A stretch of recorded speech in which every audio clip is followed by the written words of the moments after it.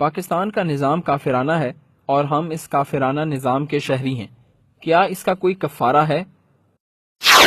ہم ایسے ملک میں رہ رہے ہیں جس میں اللہ کا قانون نافذ نہیں ہے، جس کا مالی نظام سود اور جوئے پر ہے. ہم اس کو بدل نہیں سکتے. کیا کریں؟ کہاں جائیں؟ کس طرف جاؤں؟ کسے دیکھوں؟ کسے آواز دوں؟ اے ہجوم نامرادی، دل بہت گھبرائے ہیں. کہاں جاؤں؟ دنیا میں ایک انچ نہیں ہے، کوئی ملک نہیں ہے جہاں اے اللہ تیرا دین قائم ہو. جائیں تو کہاں جائیں؟ دیکھیے، ہماری بندگی جزوی ہے. نمازیں ہم پڑھ رہے ہیں، روزے ہم رکھ رہے ہیں، مسجدیں عالی شان بنائی ہیں، مدرسے بھی بہت بڑے بڑے بن گئے ہیں، واقعات اس میں کوئی شک نہیں. لیکن سوال یہ ہے کہ اوپر جو چھت ہے وہ تو کافرانہ ہے. قانون تو اللہ کا نہیں ہے، کتاب و سنت کے احکام تو نافذ نہیں ہے. ہاں، نماز ہے، روزہ ہے، حج ہے، زکوٰۃ ہے. تو نماز اور روزہ تو ہندوستان میں بھی ہو رہا ہے. وہ تو چند ایک مسجدیں ہیں جنہیں وہ تاریخی اعتبار سے کہتے ہیں کہ یہ ہمارے مندر ہوتے تھے جنہیں مسجد بنایا گیا، ورنہ وہاں پر ہزاروں لاکھوں مسجدیں ہیں، آباد ہیں، لوگ نمازیں پڑھتے ہیں. کوئی روکتا ہے انہیں؟ ہم نے یہ ملک بنایا تھا کہ یہاں اسلام کا نظام قائم کریں گے. نماز تو آپ امریکہ میں جا کر پڑھیے، امریکہ کو کوئی اعتراض ہی نہیں. لیکن تم کہو کہ اسلام کا نظام ہم قائم کریں گے، نہیں کرنے دیں گے تمہیں کبھی بھی. تم چاہو کہ تم اسلام کا معاشی نظام قائم کرو، کبھی اجازت نہیں دیں گے. تم چاہو کہ اسلام کی معاشرتی اقدار کو تم قائم کرو، کبھی نہیں کرنے دیں گے. یہ ہے اس وقت جو ہمارے ساتھ پیش آ رہا ہے معاملہ. پورا مغرب اس پر اڑا ہوا ہے. اسلامی نظام کہیں نہیں آنے دیں گے. ہاں، نمازیں پڑھو، ہمیں کوئی اعتراض نہیں. روزے رکھو، تم روزے 30 کی بجائے 100 رکھو، ہمارا کیا لیتے ہو؟ تو اب ہم جو کفر کے تحت زندگی گزار رہے ہیں اور اس اعتبار سے اللہ کی نگاہ میں ہم کافر ہیں. لیکن سوال یہ ہے کہ جائیں تو کہاں جائیں، کریں تو کیا کریں؟ نظام کفر کا ہے. قرآن کہتا ہے وَمَن لَّمْ يَحْكُم بِمَا أَنزَلَ اللَّهُ فَأُولَٰئِكَ هُمُ الْكَافِرُونَ. جو لوگ قرآن کی، اللہ کی اتاری ہوئی شریعت کے مطابق فیصلے نہیں کرتے، وہی تو کافر ہے. کافر کسے کہتے ہیں؟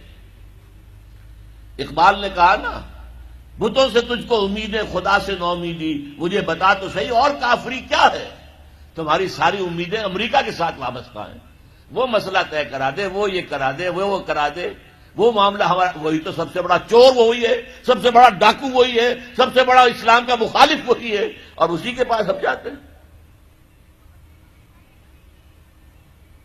قرآن کا فتویٰ تو یہ کہ تم کافر ہو. ہاں، انفرادی طور پر تم مسلمان ہو، اجتماعی طور پر، قومی سطح پر تم کافر ہو. وَمَن لَّمْ يَحْكُم بِمَا أَنزَلَ اللَّهُ فَأُولَٰئِكَ هُمُ الْكَافِرُونَ. یہ 7واں رکوع ہے سورہ مائدہ کا. اور پھر فرمایا وَمَن لَّمْ يَحْكُم بِمَا أَنزَلَ اللَّهُ فَأُولَٰئِكَ هُمُ الظَّالِمُونَ. جو اللہ کے اتارے ہوئے قانون کے مطابق فیصلے نہیں کرتے وہی تو مشرک ہیں. اللہ کے حکم کو چھوڑ کے کسی اور کے حکم پر فیصلہ کر رہے ہو، اس سے بڑا شرک کیا ہوا؟ اور تیسری مرتبہ فرمایا وَمَن لَّمْ يَحْكُم بِمَا أَنزَلَ اللَّهُ فَأُولَٰئِكَ هُمُ الْفَاسِقُونَ.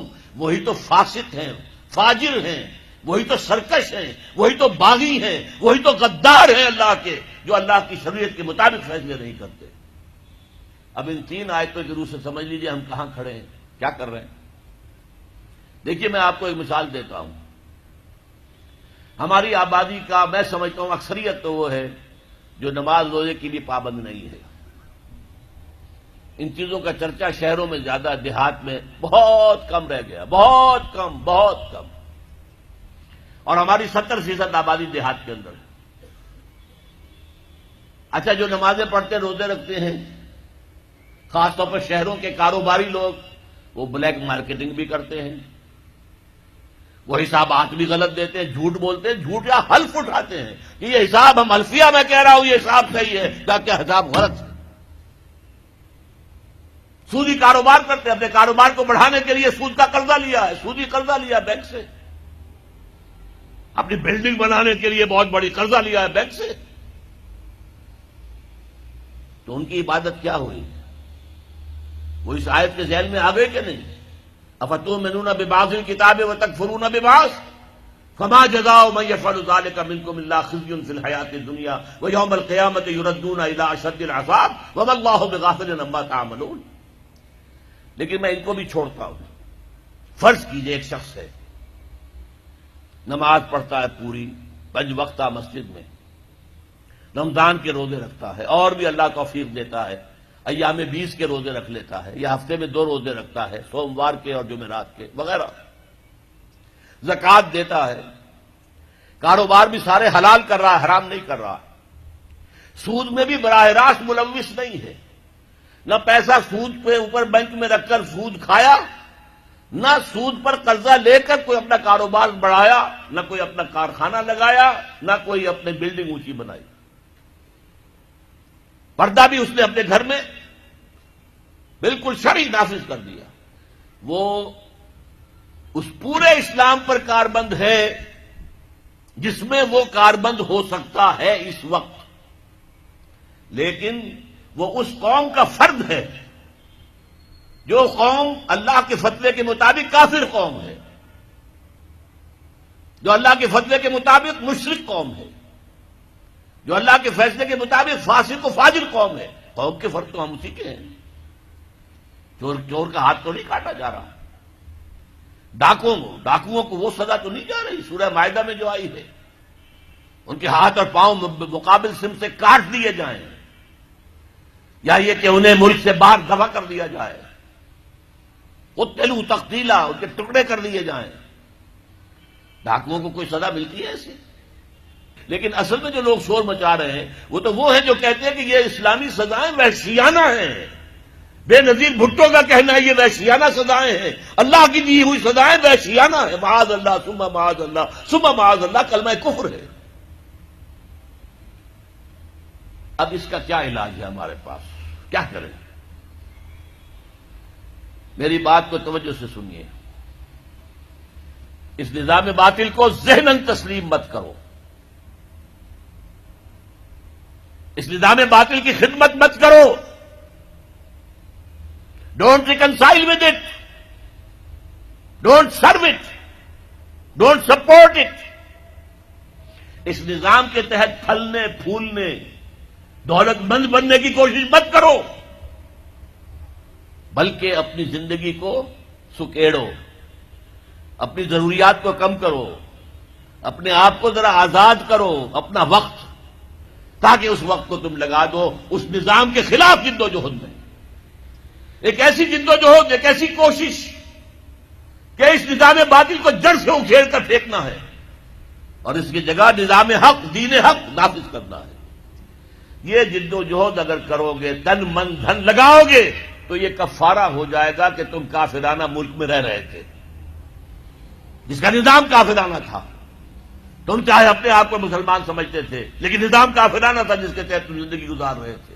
ہاں اگر یہ کرو، اے اللہ میں نے اس نظام کو ذہناً تسلیم نہیں کیا، اے اللہ میں نے اس کی خدمت نہیں کی، میں نے اسے سپورٹ نہیں کیا، اے اللہ میں نے اس کے درمیان اس کے نیچے رہتے ہوئے عیش کرنے کی کوشش نہیں کی، اے اللہ بلکہ میں نے کم سے کم اپنی ضروریات کر کے وقت نکالا اور اس کے خلاف جدوجہد کی، اس نظام کو اکھاڑ کر پھینکنے کے لیے کوشش کی، اور تیرا نظام لانے کی جدوجہد کی. لا نہیں سکے تو اے اللہ ہم کیا کریں؟ ہمارے اختیار میں تو نہیں ہے. وہ آئے گا تو اسی وقت جب تیری مرضی ہوگی، تیرا منشا ہوگا. لیکن ہم نے اپنی زندگی لگا دی. اگر تو یہ ہے تو کفارہ ہو گیا، اللہ کے عذاب سے آپ بچ جائیں گے. اگر یہ نہیں کہہ سکتے، آپ تو بھر اپنے باطل نظام میں رہ رہے ہیں، عیش کر رہے ہیں، اور آپ پھیلنے پھلنے پھولنے کی کوششیں کر رہے ہیں، اور زیادہ عیش مل جائے اور زیادہ آسائشیں مل جائیں، بڑا مکان بنا لوں اور بڑا محل بنا لوں اور بڑی حویلی بنا لوں اور کاروبار پھیلا لوں، 1 مل تھا 2 بن جائیں، 2 کے 3 ہو جائیں.